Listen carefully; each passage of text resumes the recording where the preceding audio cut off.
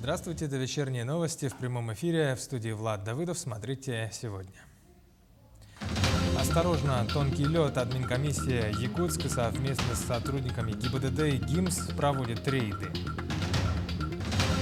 Развитие здравоохранения. В Вилюйске будет введен в эксплуатацию новый больничный комплекс на 73 койки. Достоверная родословная. В Якутии открыт доступ к электронной генеалогической базе. Как этим пользоваться? Административная комиссия столицы совместно с сотрудниками ГИБДД и ГИМС проводит рейды, выявляют факты несанкционированного выезда транспортных средств на лед. Специалисты отмечают, что в этот период времени толщина льда не соответствует безопасным показателям, выявляют нарушителей каждый день, в том числе во время мониторинга социальных сетей и после обращений граждан. Отметим, что за выезд на лед предусмотрены штрафы в размере от 3 до 5 тысяч рублей для физлиц и от 100 тысяч до миллиона рублей юридическим лицам. Лед в данное время обманчивый. Его толщина льда неравномерная. Бывает 20 сантиметров, может через 3 метра идти будет 10 сантиметров. Поэтому опасно переходить и выезжать на неокрепший лед. Стоит отметить, что для передвигаться на машине категорически запрещено по льду из-за возможного провала автомобиля, а также выхода наледи на определенных участках реки из-за образования пустот и трещин. Объем финансирования республики по программе «Комплексное развитие сельских территорий» из федерального бюджета составил в этом году 1 миллиард 800 миллионов рублей. Как сообщил глава Якутии Айсен Николаев, у Якутии один из самых больших объемов финансирования по этой программе в стране. В рамках программы строятся жилые дома для молодых специалистов в рамках договоров найма в Намском и Мегдокангаласском районах. Идет комплексная застройка жилого квартала Сайды в Чурапчинском улусе, квартала Мымах в Намском районе. Также в этом году субсидию на строительство соцобъектов получили Сунтарский, Чурапчинский, Хангаласский, Усть-Алданский, Жиганский, Вилюйский, Верхневилюйский, Намский и Алекминский улусы. В 2022 году в Вилюйске будет введен в эксплуатацию новый больничный комплекс на 73 места. Объем выполненных работ сегодня 65%.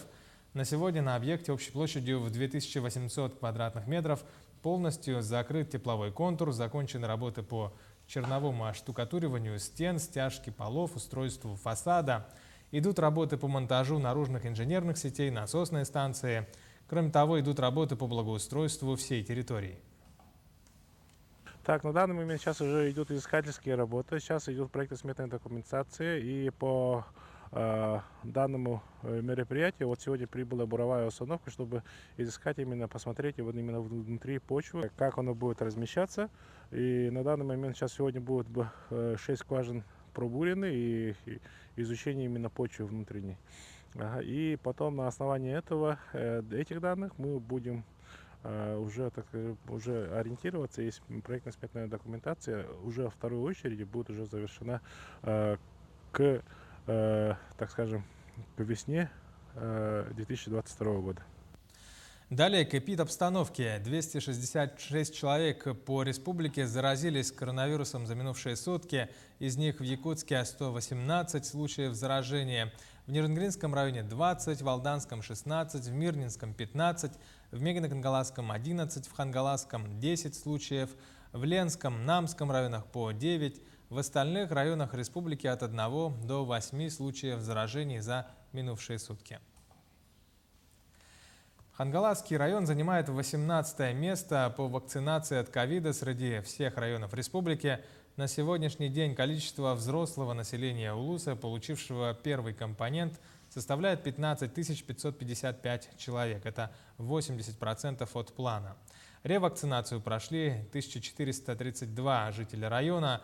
К слову, повторно привиться можно не только спутником Лайт, но и другими двухкомпонентными вакцинами Гамковид-Вак, Ковивак и Эпивак-Корона. Все 4 отечественные вакцины есть в достаточном количестве в прививочных пунктах района. В целом в Улусе наблюдается снижение количества болеющих коронавирусом. Если смотреть понедельно, снижение оно есть, отчетливое снижение идет с конца октября у нас. Вот если взять по цифрам, да, с 24 по 31 октября 247 человек, потом следующая неделя 171, потом 151, и вот истекшая наша неделя 142 человека. То есть уже тренд на снижение, он явный прослеживается. В столице региона продолжается массовая иммунизация населения от гриппа. По словам врачей, вирусы гриппа все еще продолжают циркулировать на территории города, и горожане продолжают заболевать. У некоторых он проходит в тяжелой форме. От этого недуга спасет только вакцинация от гриппа, сообщают врачи. Так, в первой поликлинике города вакцину от гриппа ставят как в будние дни, так и в выходные на дополнительных пунктах, которые открывают, например, в здании цирка, Русского театра и других площадках. Студенты Намского педколледжа имени Винокурова вернулись к очным занятиям. В колледже обучаются 904 студента. В октябре из-за эпидобстановки в районе Каменное общежитие было передано Намской ЦРБ. Там разместили инфекционное отделение, а студентов направили на дистанционное обучение.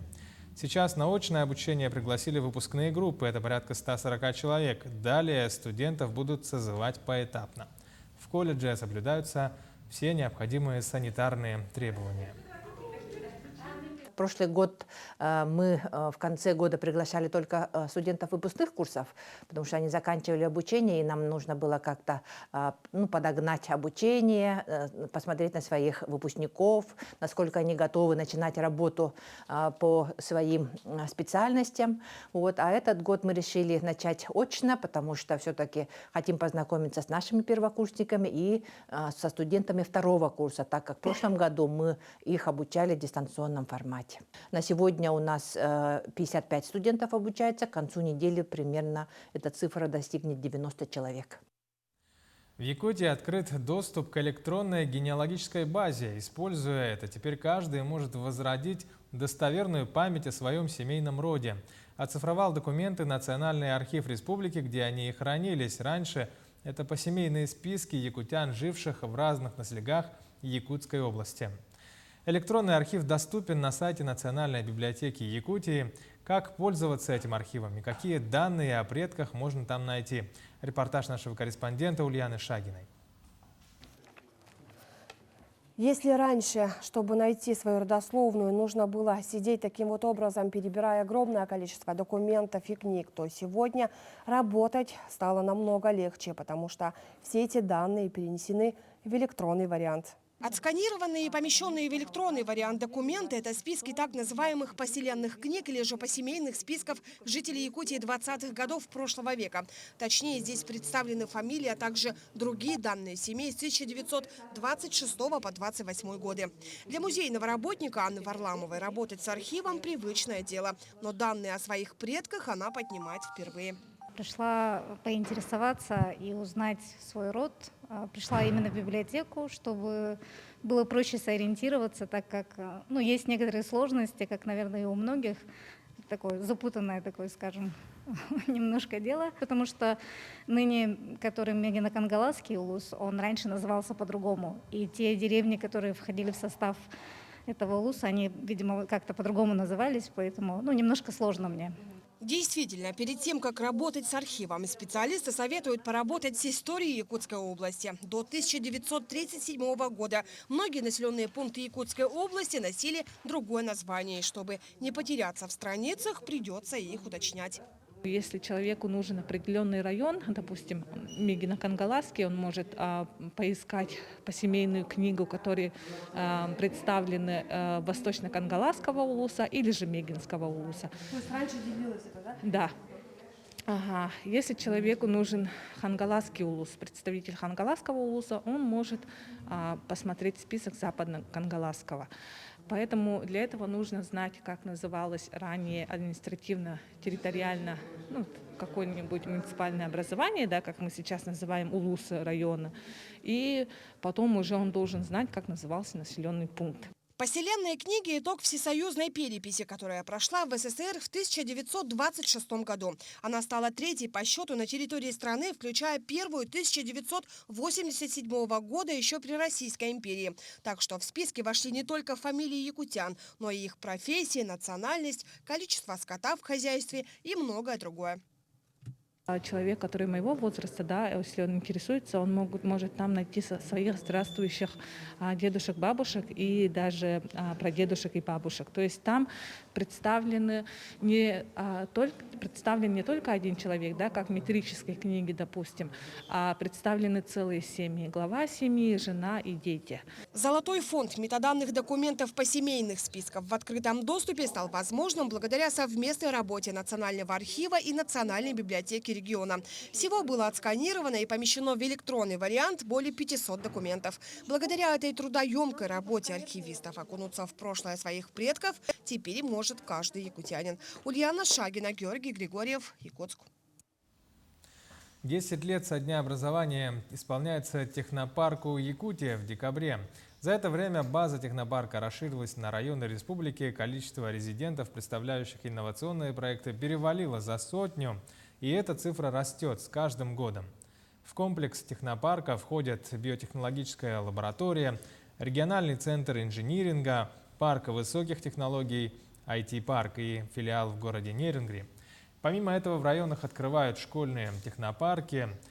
Что касается средств, то в первом полугодии компании-резиденты привлекли 60 миллионов рублей инвестиций. Кроме этого, создали более 300 рабочих мест, а общая выручка составила почти 730 миллионов рублей. Якутия в текущем году бьет рекорды по киносборам. В текущем году якутские кинокартины побили рекорд допандемийного 2019 года, собрав более 56 миллионов рублей.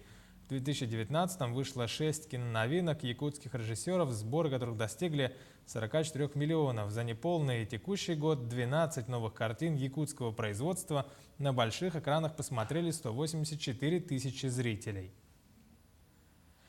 7-й международные спортивные игры «Дети Азии» представили на Генеральной ассамблее Олимпийского совета Азии, которая прошла в Дубае.